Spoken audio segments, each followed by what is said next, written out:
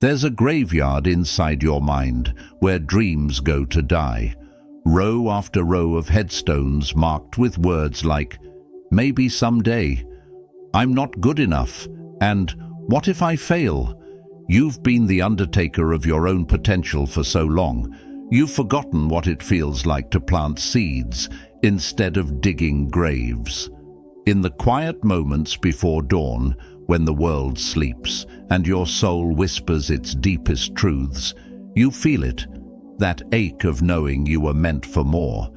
You see glimpses of who you could become, dancing like shadows at the edge of your vision, but every time you reach for them, a familiar voice pulls you back into the darkness. "Stay small," it says. "Stay safe," it whispers. "Stay exactly where you are." But what if I told you that voice isn't yours? What if the thoughts that have been holding you prisoner are nothing more than echoes of ancient fears, inherited like old family heirlooms you never asked for? What if the very thing you've been calling your inner voice is actually the ghost of someone else's limitations, haunting the halls of your consciousness? 2,000 years ago, in the marble corridors of Rome, a philosopher named Epictetus understood something that would make gods weep with envy. Born into slavery, beaten until his leg was permanently damaged, he discovered a truth so profound it transformed him from property into one of history's most revered teachers. He realized that while chains could bind his body, no force on earth could enslave his mind without his permission. "No one can hurt you without your permission," he declared, and in that moment, a slave became freer than his masters. Imagine your thoughts as wild horses running through the landscape of your mind. For years you've believed you were just a passenger on this chaotic ride, thrown around by every fear, doubt, and insecurity that stampeded through your consciousness. But the Stoics knew a secret that changes everything. You're not the passenger. You're not even the rider. You are the vast, eternal sky in which these horses run. You are the unchanging awareness that watches the storm without being destroyed by it. Marcus Aurelius, who held the power of life and death over millions, wrote these words in his private moments. "You have power over your mind, not outside events. Realize this, and you will find strength." Even as emperor of the known world, he understood that the only empire worth ruling was the one between his ears. Tonight, as you lay your head on your pillow, you have a choice. You can continue to be the graveyard keeper of your own dreams, or you can become the gardener of your own potential.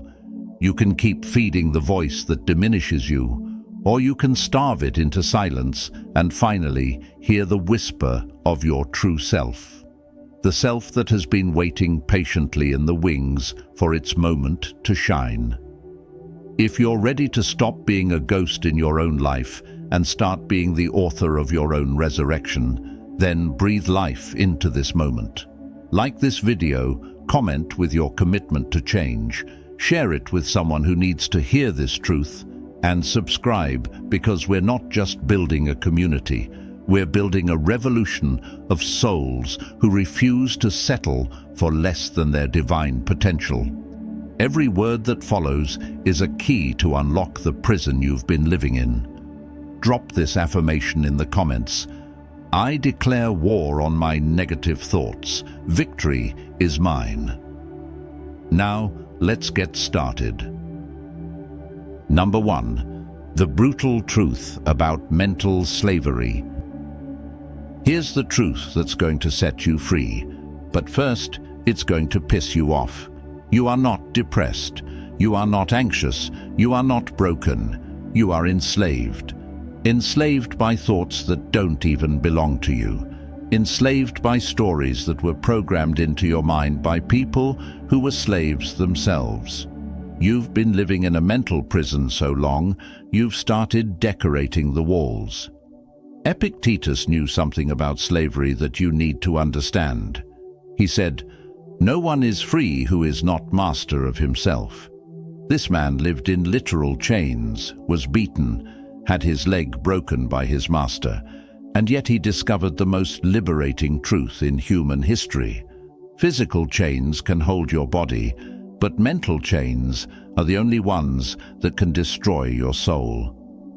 And you've been forging those chains yourself, link by link, thought by thought, excuse by excuse. Every time you tell yourself, "I can't do this," you're not stating a fact. You're casting a spell.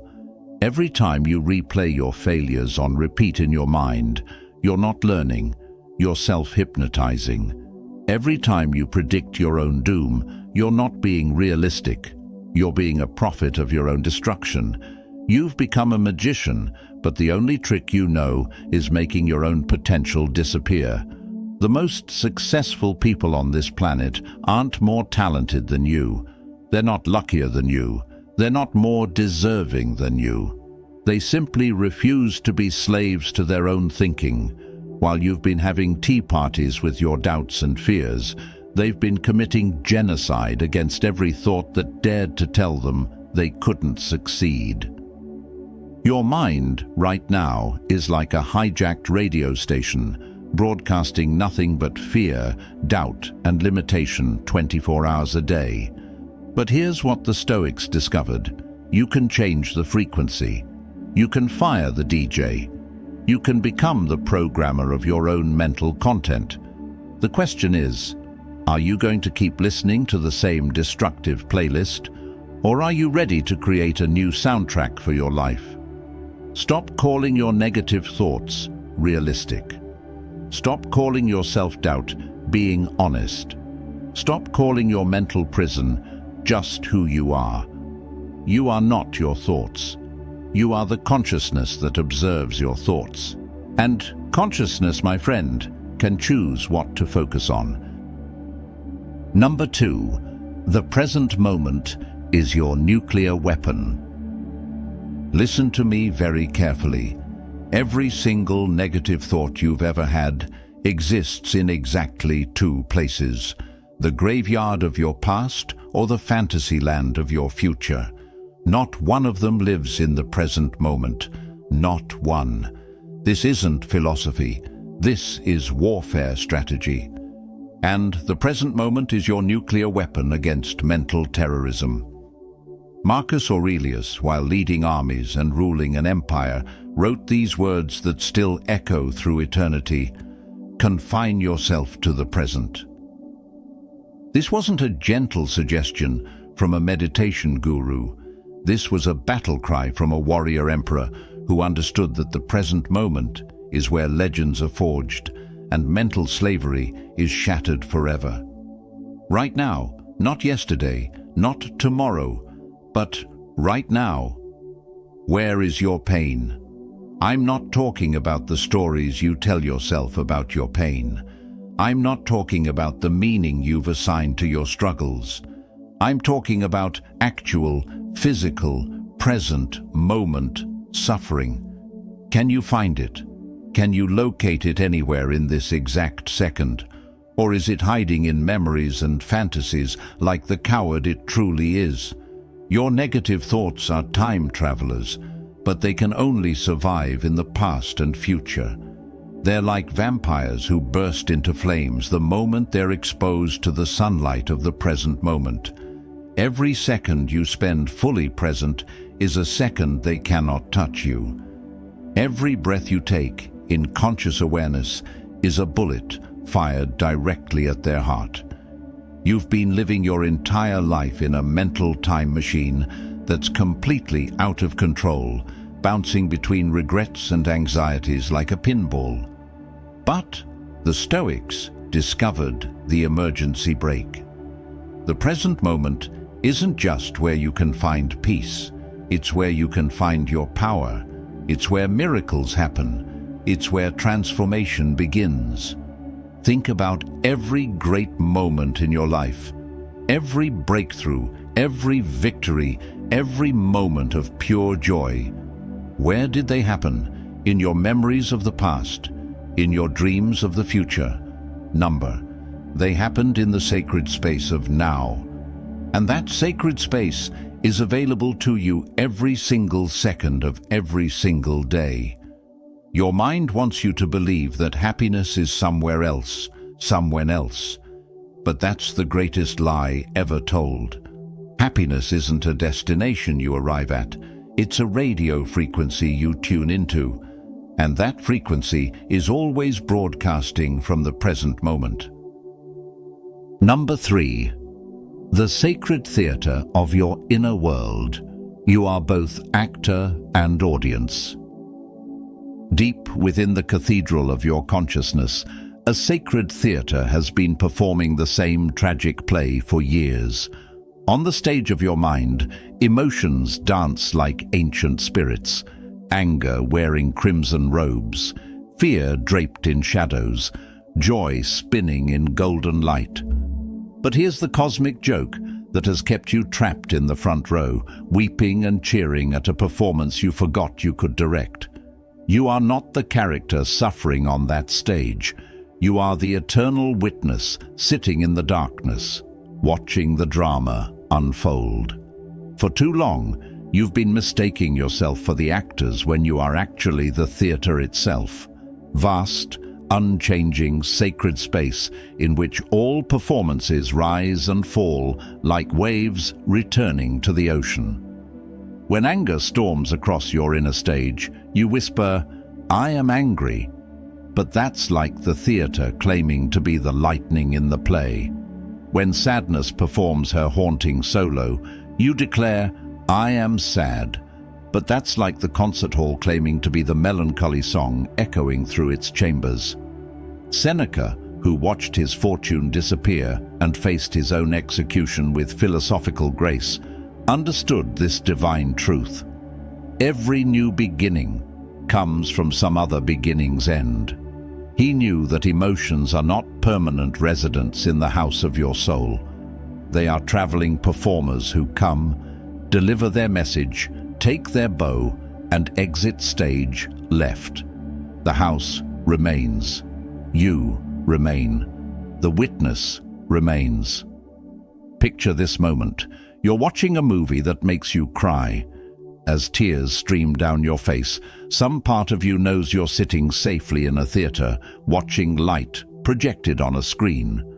That knowing part, the part that can observe your own emotional response, that's who you really are. You are the consciousness that can watch your own thoughts thinking, feel your own emotions flowing, and witness your own reactions reacting. Right now, as you listen to these words, notice that there's a part of you observing the part of you that's listening. There's an awareness aware of your own awareness. That observer, calm, eternal, unshakable, is your true identity. It has watched every emotion you've ever felt without being destroyed by any of them. It has witnessed every thought you've ever thought without being changed by their content. The most powerful people who ever lived discovered this secret. They learned to step back from the stage of their emotions and remember they were the theatre. They stopped identifying with the temporary performances and remembered their eternal nature as the space in which all experiences arise and dissolve. You are not the storm. You are the sky that contains it. You are not the waves. You are the ocean that births them. Number 4. The alchemy of reframing. Turn mental lead into gold. Here's where we separate the mental warriors from the mental slaves. Every single event in your life is completely neutral until you assign it meaning. That breakup? Neutral. That job loss? Neutral. That rejection? Neutral. You are the alchemist who either turns these experiences into poison that destroys your soul or medicine that makes you invincible. The choice has always been yours. You just forgot you had the power. Marcus Aurelius faced plagues, betrayals, wars, and the death of children. Yet he wrote, Very little is needed to make a happy life. It is all within yourself, in your way of thinking. This man could have justified every reason to be bitter, broken, and defeated. Instead, he chose to see every challenge as a gift from the gods, an opportunity to practice virtue, to grow stronger, to become more resilient. You've been living your life as a victim of circumstances when you should be living as the author of your own story. Every setback you've experienced wasn't the universe punishing you. It was the universe training you. Every failure wasn't proof of your inadequacy. It was data for your eventual success. Every heartbreak wasn't evidence that love is impossible. It was clearing space for a love that actually deserves you. The most successful people on this planet aren't the ones who never faced adversity. They're the ones who became masters of reframing. While you've been asking, "Why is this happening to me?" they learned to ask, "Why is this happening for me?" That single shift in perspective is the difference between victimhood and victory, between breakdown and breakthrough. Right now, think about the most painful experience of your life. I know it hurts to remember it. But what if that experience wasn't your greatest trauma? What if it was your greatest teacher? What if it didn't happen to destroy you? What if it happened to prepare you for something magnificent? What if the very thing you thought was your weakness is actually your superpower in disguise? The Stoics understood that we suffer not because bad things happen, but because we tell ourselves disempowering stories about what those bad things mean. Change your story, change your life. It's not what happens to you that determines your destiny. It's what you make what happens to you mean. Every single challenge you're facing right now is raw material for your legend. The question is, are you going to build a monument to your misery or a temple to your triumph? Number 5. The death of your false self. Embrace the phoenix within. This is the moment where everything changes. This is where we kill the version of you that's been sabotaging your dreams for years. The person you think you are, that anxious, doubtful, limited version of yourself, is nothing more than a collection of outdated programming running on autopilot. Today, we delete that software forever and install the operating system of a god. Epictetus, the man who transcended slavery to become a teacher of emperors, declared, "It's impossible for a man to learn what he thinks he already knows. The biggest prison you're trapped in isn't your circumstances, it's your identity. You've convinced yourself that you're naturally anxious, naturally pessimistic, naturally unsuccessful. But those aren't truths about who you are. They're just habits you've practiced for so long, they feel like your DNA. Every single limitation you believe about yourself is a lie you've been told so many times you started believing it was scripture. I'm not good with people. I'm not creative. I'm not lucky. I'm not worthy of success. These aren't facts. They're chains you've been polishing for years, making them shinier and stronger instead of breaking them apart. The most terrifying and liberating truth you'll ever discover is this: you are not who you think you are. You are not your past. You are not your mistakes. You are not your current circumstances. You are pure, unlimited potential wearing the costume of your current identity. And costumes can be changed in seconds. Right now, there's a version of you that exists in the quantum field of infinite possibility. A version that's confident, successful, peaceful, and unstoppable. That version isn't some fantasy. It's your true self waiting to be born. But first, the false self has to die. And death is never comfortable. It's never easy. But it's always necessary for rebirth. The phoenix doesn't become the phoenix by trying to improve its current feathers.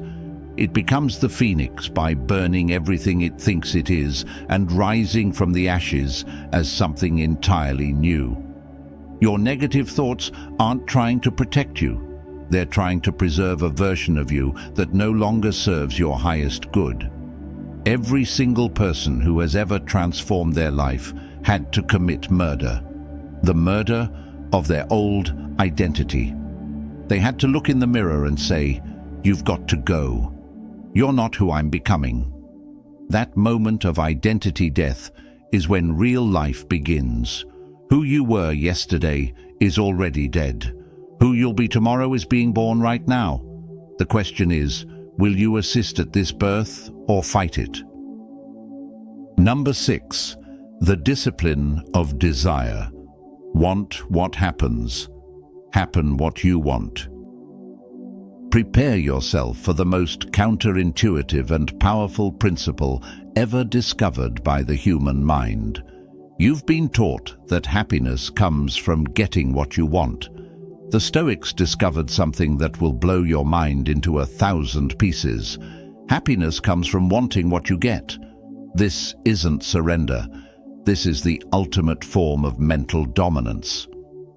Marcus Aurelius, who could have anything he wanted in the material world, wrote, "Accept the things to which fate binds you, and love the people with whom fate associates you." This wasn't passive resignation, this was strategic brilliance. He understood that resistance to reality is the source of all psychological suffering, and acceptance of reality is the foundation of all power. You've been playing a rigged game your entire life. You've been betting your happiness on outcomes you can't control, people you can't change, and futures you can't guarantee. Every time reality doesn't match your expectations, you suffer. Every time life doesn't follow your script, you break. You've made yourself a slave to forces beyond your control. But here's the secret that transforms slaves into kings. When you align your will with reality instead of demanding that reality align with your will, you become unstoppable. When you stop needing life to be different than it is, you discover that life is already perfect for your growth. When you stop fighting what is, you find the energy to create what could be. This doesn't mean becoming a doormat or giving up on your dreams. This means understanding the difference between what you can control and what you can't, and putting 100% of your energy into what you can control. You can't control if you get the job, but you can control how well you prepare for the interview. You can't control if someone loves you back, but you can control how fully you love yourself. The most miserable people on earth are those who need reality to be different before they can be happy. The most powerful people on earth are those who find ways to be happy with reality as it is while working to make it even better. They've learned the ultimate life hack. When you stop needing things to change, everything starts changing. Your negative thoughts exist because you're at war with what is. End the war, and you end the suffering. Embrace what is, and you unlock what could be. This isn't giving up. This is leveling up beyond anything you ever thought possible. Number 7. The immortal you, your legacy beyond the grave. This is it, the final truth that will either elevate you to immortality or leave you drowning in mediocrity forever. Death is coming for you. Not someday, not eventually, but with every single breath you take, it's getting closer. And when it arrives, every negative thought you entertained, every fear you surrendered to, every dream you abandoned will die with you. But your legacy, that's eternal. Marcus Aurelius, knowing he would die, wrote these words that still echo through time. It never ceases to amaze me.